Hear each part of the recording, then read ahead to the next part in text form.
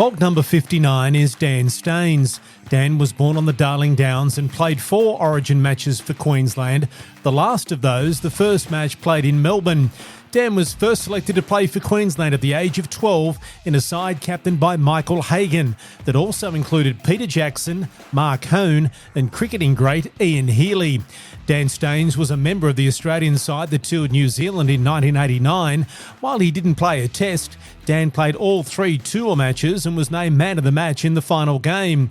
In all, Dan Staines played 170 NRL games for Cronulla and Balmain and was a member of the Sharks side that won the 1989 New South Wales Rugby League minor premiership. Well, Dan Staines, thank you for your time. What does it mean to you to be a Fog? Well, it's pretty special in so much as what it means to me would be probably the realisation of a dream. You know, when you're a kid, you see these sorts of things and you see these people who, to me, were absolutely legends. You know, they were untouchable. You could never get there, and to be able to travel along that path and then finally achieve that, I suppose. Makes you feel good and strong and relevant, I suppose. Relevant is probably the word. Well, let's go back to the start of that path. It was on the Darling Downs. You grew up in a small rural town, like a lot of Fogs starting their life out in rural Queensland. What was the early life like for Dan Staines? Well, for me, it was pretty boring. I was on a dairy farm and I was the youngest boy I had 3 older brothers, and my dad tragically passed away when I was 3 going on 4, and that left Mum to run this dairy farm, and you know, we had no money, and you know, even though there was always plenty of work to do around the farm.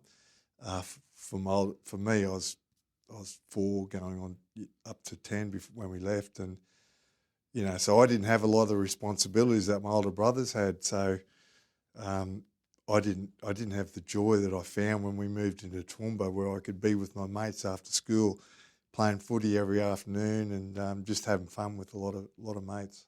So that age up to 10, it was either working on the farm or school. Was that pretty much it for you? Yeah, that was it. Going to school, you know, school hours, and then coming home and, you know, helping out where you can with milking the cows and feeding the pigs, or doing whatever you had to do to make ends meet. Well, how then did you start playing footy? Well, I was introduced to it by a head teacher at Kia School. It was a 2-teacher school with 30-odd kids there, and he must have seen us carrying a footy up and down the paddock outside the schoolhouse, and he decided he must have loved his rugby league. So he decided to get a team together, and we'd play against a couple of other schools who were nearby. And I was fortunate enough to get invited as a 6-year-old to be part of this all-school team. And how long did that last? So you were 6 years of age. Did you play until you went to Toowoomba, or was that just a one-off thing? It was a 2-off game. The first game was against another small town. They probably might have had a few hundred kids at their school, so it was a bit bigger town. And we literally wore whatever T-shirt or jersey we had at home. No shoes, of course. It was all barefoot. And so that was the first game against, I think it was Gumbunji or some little town like that. But the next game he arranged was against a town called Yarraman, which is, today it's probably thought of as a small little town, but back in those days to us it was a major city. It was where all the wood was cut, and you know, so they had a big industry running. And I can remember running out against Yarraman, and you know, I had a little Maroons jersey, my brother had a yellow jersey, and they had all the same coloured jerseys on it, and they had shorts, the same coloured shorts. And to my amazement, they had footy boots. And, you know, I was 6, and we had kids who were probably 9, 10, 11 and 12 in our team, but all their team, they were under 12s. So they were the year 7s of their primary school at Yarraman. and they did not take it easy on this little 6-year-old, I got to tell you. So that was my first introduction into just the physical part of rugby league. And yeah, I got introduced to that, but it didn't dull for 1 minute my passion for the game. I just loved it. And it wasn't until, through circumstance or through whatever you want to call it, Mum sold the farm. We moved to Toowoomba, and I got introduced to the big game then. With who? Well, I was with Toowoomba Valleys. Was my first club, and it's a really interesting story. My first coach, and I knew nothing about rugby league or the history of it. The only person I knew about was Arthur Beetson. He was my man, but my mates from school took me to Valleys, and I did not know the history of Valleys, of what a great club they were and still are to this day. And the coach, my first coach and the first introduction there was a fellow called Herb Steinhardt. And Herb Steinhardt back then was held in the highest of esteems. He was, I think he's still in probably the team of the century for Queensland, if not Australia. He was the captain of Australia in the 20s, and so he was an old man, like we're talking 1975, well 1974 was my first year playing. I was under 10s and he coached his team, and he played in the 1920s for Valleys, Queensland, Australia, but he coached under 10s and under 18s every year since. So for 50 years he continued to coach kids and lead them towards better lives. And I can remember him turn up for training every day, and he'd have the very classy Valiant, but he'd get out and have his suit jacket on. He'd have the hat that you see Tom Landry wearing, the Dallas Cowboys, and he'd have one of those on every training session. Yeah, it was quite remarkable actually to touch my life. And made a big impression. Oh yeah, like I still think back. At that time I had no idea, and I didn't appreciate just the quality of what I was getting until you look back in retrospect, and you think just how lucky you were. Well, that was what, you were 10. 2 years later, you're playing for Queensland under 12s with a couple of other handy players. That's a pretty big jump in a couple of years for a boy from a dairy farm who's moved to the big smoke in Toowoomba. Yeah, I suppose I was lucky in so much as I had a little bit of physical abilities, but the people who at Valleys, as I said, Herb Steinhardt, and the next couple of years later I had a fellow called Cole Rogers who was the next year under 11s I had Cole Rogers, and he became like a mentor, from like that guiding light. As I said, when you sort of don't have a father or that male role model, you sort of grab onto what you can, and he was a man who was very kind to me, as were a lot, all the other people at Valleys. That under 12 team, we were talking before we started our chat, because I bumped in to a mate of yours, Mark Hone, whom wanted me to mention that because he was in that team, another boy from Toowoomba as well. And there was a couple of other handy players. That's an extra. Tell us the other Fogs that were in that Queensland side that you played with at such a young age. Well, the captain of our team was Michael Hagan. He got picked as an 11-year-old to play in that under 12 team, so he was a very good player then and became a very good player later on, obviously. But also Action Jackson, he was part of that team as well. So I was just so blessed to later on.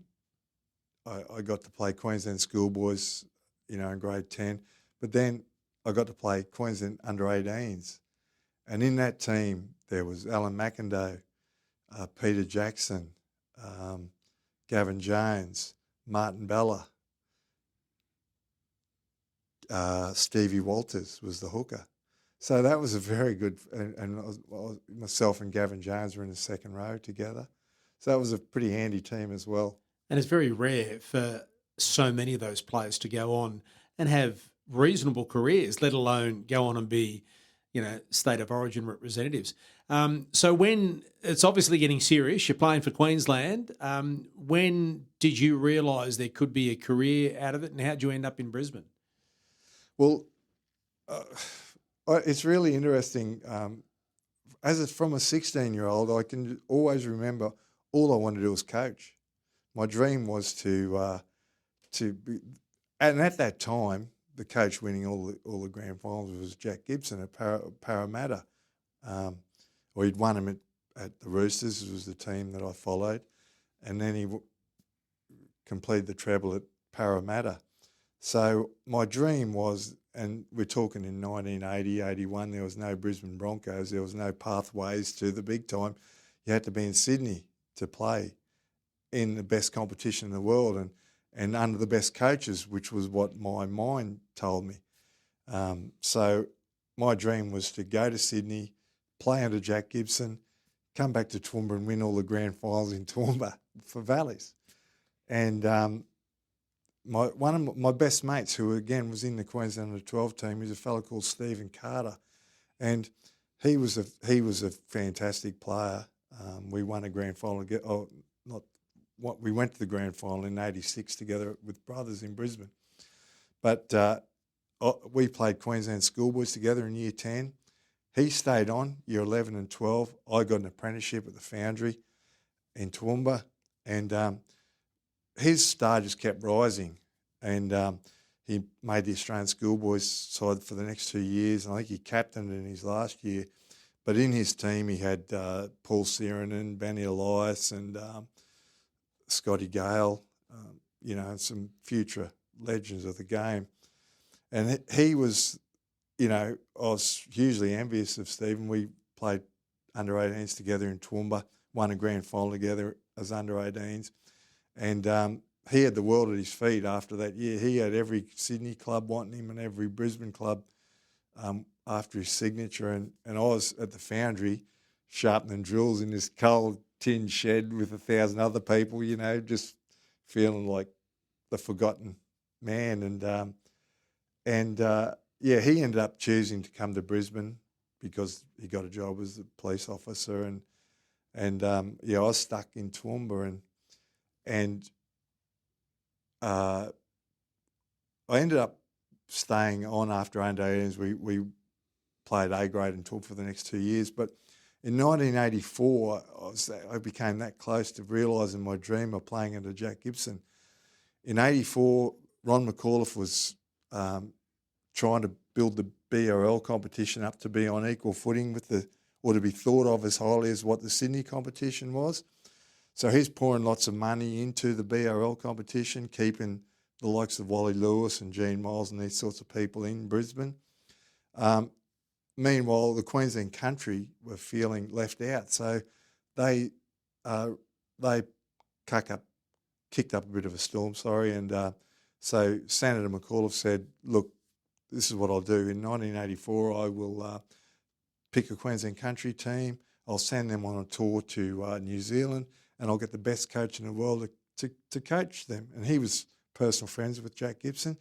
So he put out the phone call to Jack, and Jack said, oh, it sounds interesting, because Jack had coached Queensland country previously in the 70s for one particular period. And Jack said, no, I'm not interested, but I'll get the best young coach in New South Wales to come up and coach the team.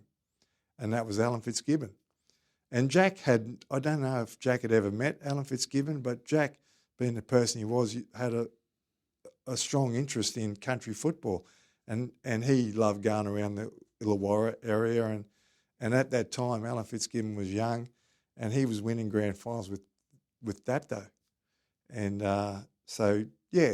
Jack ended up recommending Fitzy to be the coach, and Fitzy took the job, and that just opened my eyes to what rugby league could be, and particularly as a coach and a young aspiring coach, I thought, wow, he's shown me things that I'd never seen before.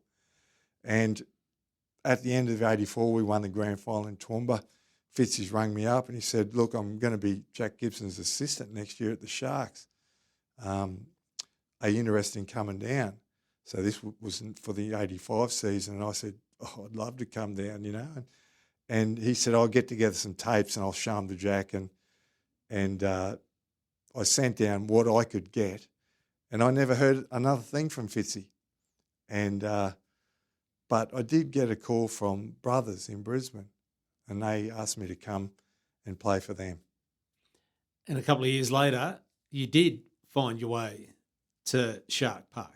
Yeah, that's an interesting conversation as well. But my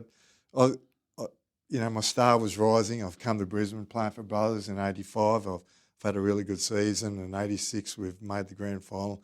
Had another really good season. But halfway through the season, I got a tap on the shoulder from a bloke out of the blue, and he said, and he's only a young bloke. His name's John Jabor, and John said to me, I'd never met John. He said to me, I really like the way you play.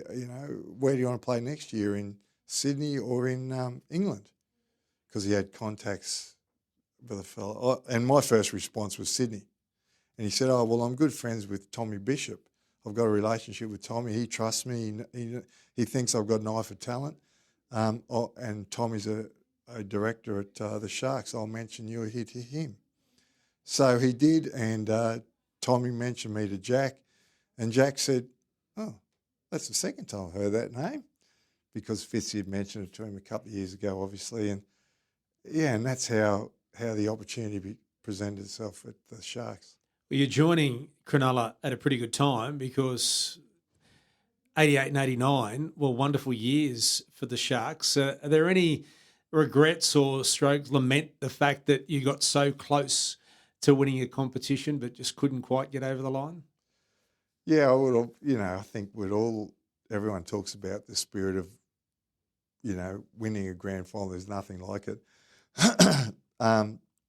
There is the sense of missed opportunity, but it was really interesting. Out of the blue, I got a phone call last night from a fella who was a major part of our team in 1987. That was Greg Nixon, and he was a very handy back rower / 5'8", very skillful, and we were talking about the same conversation, because in '87 we were just as close as we were in '88. '88 we won the minor premiership, but '87 we halfway through the year we were coming second, and Jack Gibson was our coach, and we were travelling very strongly, and at that time we had a very powerful young front rower by the name of Michael Wicks, who was he was probably one of the most feared players I'd ever played with and seen in action. And we lost him tragically through the year, and we lost Nico as well. Nico, I think, injured his foot in one of the old City Seconds representative games, and we lost him for the year as well. And the wheels sort of fell off then. When did it enter your mind that you could potentially play for Queensland? Probably in '88. I always thought I could. Like, even my days playing for Brothers in Brisbane, I was matching it with the likes of Wally and Greg Dowling and Gene Miles and Wally Fullerton-Smith, and the legends of Queensland Rugby League in those days. And I can remember getting picked in a National Panasonic Cup game for Brisbane, and that was a big deal for me. But I was in the team. Wally was our captain, and Wally, he indirectly made me feel like I belonged by I can remember going up to make a tackle. We played Manly in this particular game, and he called me by my nickname and said, "Mate, hit him," because he believed in me. I suppose that was the way I felt. So, from that sort of time, I thought, I can play for Queensland. What was it like receiving the call to say you would? Well, in those days, we never got a call. You waited till it was read out on the news, and it was a really interesting. Like I 89, the team's getting, the selections are coming up, and and I'm not sure if it was a Monday. I think would have been a Monday night. The team was being picked, and Tuesday morning was when it came out, the newspapers and on the news bulletins, and all that night I couldn't sleep, and so I'm thinking, will I drive to the service station, get the newspaper to see if the team's been picked, or will I just wait?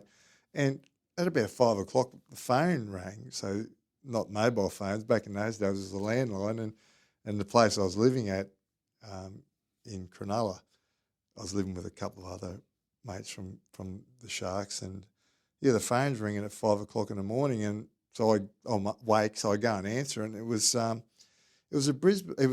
Channel 7 news reporter. I can picture him, but I can't remember his name now. But he said, you've been picked for Queensland. Congratulations, we want to come out and do a story on you. And, of course, my chest's blowing out, and I'm, how good is this? Of course, yeah, come out. So we've got to get there pretty soon. You ready? Yeah, I'm ready. So they come straight to my house, and they set the cameras up, and the first question the first thing he said to me, congratulations on being picked for Queensland. Fatty Vorton on his Triple M segment this morning said, you're a midget and shouldn't be picked. And I was a bit gobsmacked, I've got to say. I was a bit taken aback. So that was my first. I didn't get the phone call. That was my first introduction to being picked for Queensland. Well, how was it then when you went into camp and met everyone? Yeah, well, I had trepidations, but look, that statement was never mentioned again. Arthur didn't bring it up. Fatty was in the room next to me. He never mentioned it, and that was so I just didn't even give it any more thought. What are your memories of that first game and the week leading up to it, and sitting in that dressing room waiting to run out and represent Queensland for the first time?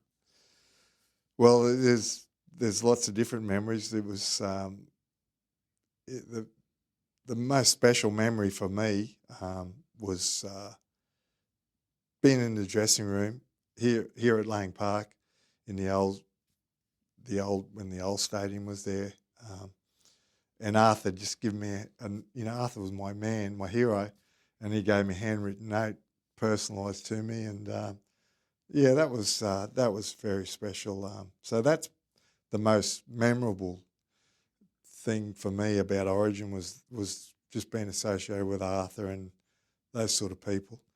But the memories of the game, that first half was the fastest game I'd ever played in. It was the game itself was end to end. There was no football played between the 25s. It was all attacking their line and they were attacking our line, and that was the first 30 minutes of the game until we broke the game open, and then we polled on the points. And but that first half, I just couldn't stop to take a breath. It was just end to end and non-stop. Did it get easier the more games you played, or was every game still flat out hang on for your life? No, it did get easier. The second half it slowed down, and then the next games I played, it did. You seem to adapt to the speed of it. Was it special to Dan to obviously be selected for the first time, but to actually play 4 games to keep your spot? To play more than one for Queensland, everyone's dream, as you were speaking about, but to actually be selected again and again and again. Yeah, well, I never have given that a lot of thought. I did miss a few games. I was selected for a few others that I had to miss through injury. But yeah, it was. I think we all are aware now that you don't get picked again unless you've sort of earned that badge, and to be thought of, obviously number one by Arthur and Wally. I'm sure the King would have had an input into things as well. To be thought of highly by those sort of, and Tosser Turner as well. They didn't, they don't mess with fools and people who wouldn't help them win. So to be thought of in that credibility is high praise. What then did it mean to you to be selected in the Australian squad to tour New Zealand in 1989? Well, that was another interesting. Again, my self-esteem probably didn't see myself. My dream was, I thought of myself as an Origin player.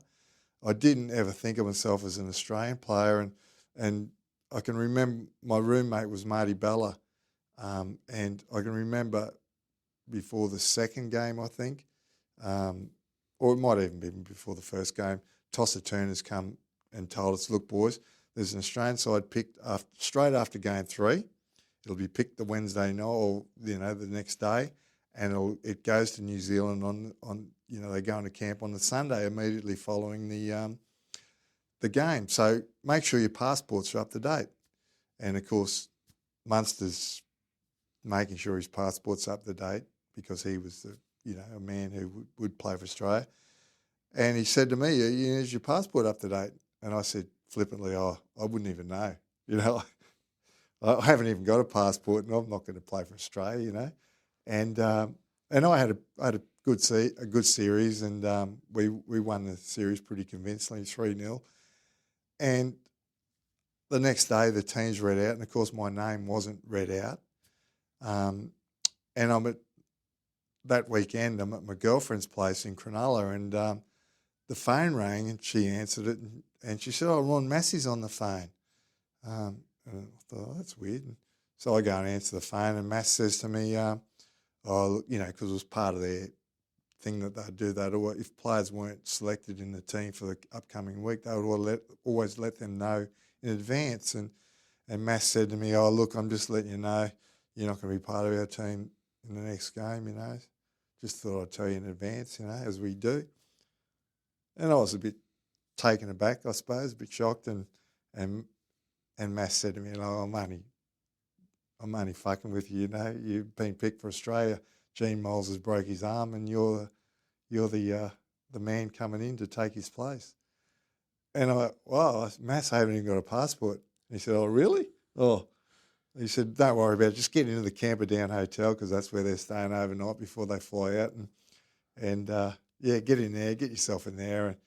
And I got in there straight away. And unbeknownst to me, Desi Hasler didn't have a passport either. So, obviously people in high places can get things done. And both Desi and I missed the flight the next day, but they took us to the passport office the next day and we flew out to New Zealand on the Tuesday. The irony of that story too is that we've just had the return of an Ashes series where there were no tour matches played. So you were in that Australian squad. You managed to wear a jersey out on the field playing for Australia in 3 tour games on that tour of New Zealand. How special was that? Even though you didn't play a test, you still got to play for Australia in a tour match. I just wonder how those guys that were on the recent Ashes tour that didn't get to play would love to have had the opportunity that you had. Yeah, it's interesting. Again, it was just something I'd never set out to do because it was just so far out of reach for me. But to play for Australia now, I've obviously got my Queensland jersey at home and got the Australian jersey hanging up, and so that means a lot to me. But also, I've got a man of the match football from one of those games as well. So, and that's signed by all the boys and all the managers we had there as well. And Bozo was our coach, and so that means a lot to be thought of, and to have that Australian jersey and to have that bit of recognition. Do you ever reflect, Dan, when you look back on your career, at the time you played, some of the greatest players to ever play the game you played with and against? Do you reflect that you were playing in a special time with special players? Oh, I do, but I am also very aware that I think we all look back with, we think our times were the best times. And I think that's generational, because when I looked at that, like the players that play now and when Queensland dominated and won 8 straight, there were some very good players there. So I think they could probably rightly have a very good argument to say maybe their era was the better era. Who had the biggest influence on your career?